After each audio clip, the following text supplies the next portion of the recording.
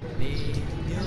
hello မင်္ဂလာပါရှင်ဒီခေါက်ကတော့မမလလပေါ်မှာဖြစ်ဖြစ်လေးတွေအတွက်ဥပမာဆက်ပို့ပို့ပေါင်းမှာဝမ်းဆက်ကလေးဝလို့ရမယ်ဒီဇိုင်းကိုပြပေးမယ်ရှင်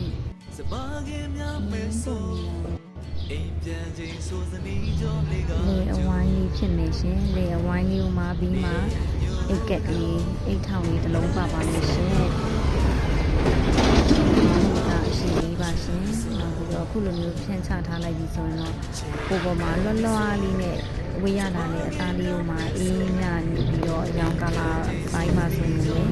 နေရာလေးနဲ့လိုက်ဖက်တော့အရောင်ဝေးရတာလည်းအေးတယ်ကြီးရတဲ့သူမှလည်းအေးမြစေနဲ့အရောင်ကလာလေးဖြစ်ပါလို့ရှင်